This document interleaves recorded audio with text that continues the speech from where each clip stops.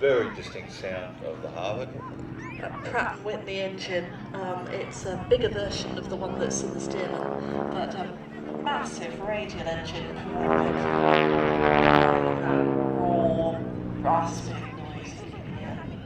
Very simple designation in America to go to the Midlands, whereas here, for example, you said you didn't know what a Rolls-Royce Merlin was.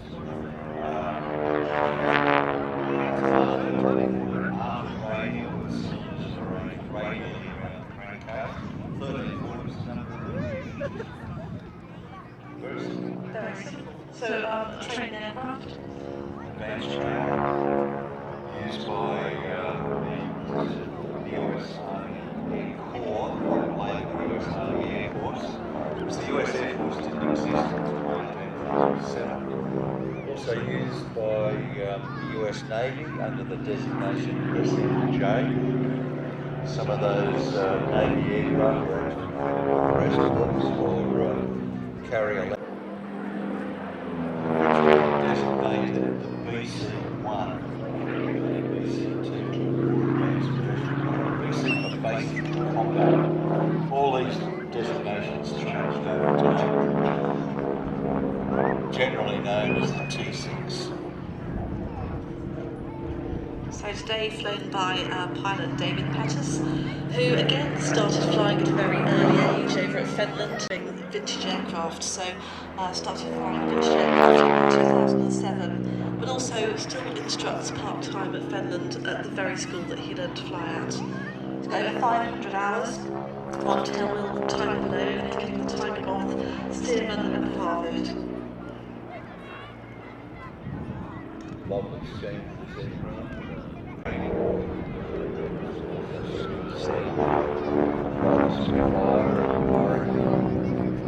Operational training units. The Empire training scheme greatly benefited from these aircraft.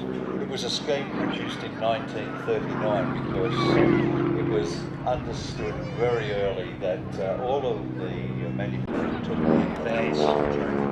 So you do your elementary flying training in Tiger Moths. If you're in England, maybe you can go over to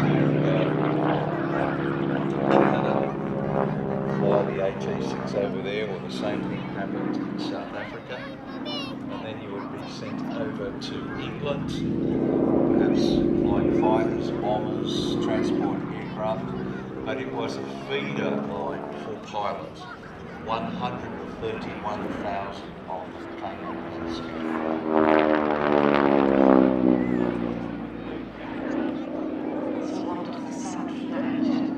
So you mentioned Empire just there. This particular aircraft has also starred in a film.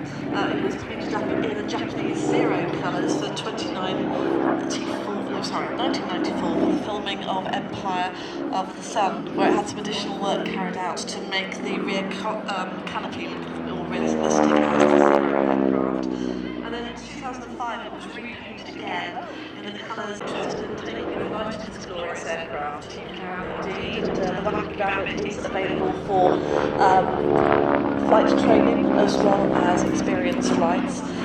You can also take a flight inside it whilst flying side by side next to the Hawker Hurricane. Or you can do some aerobatics over the beautiful countryside. And if you're interested, just go to the website to have a look for the Whacky Rabbit at T6harvard.com. The aircraft still around the world.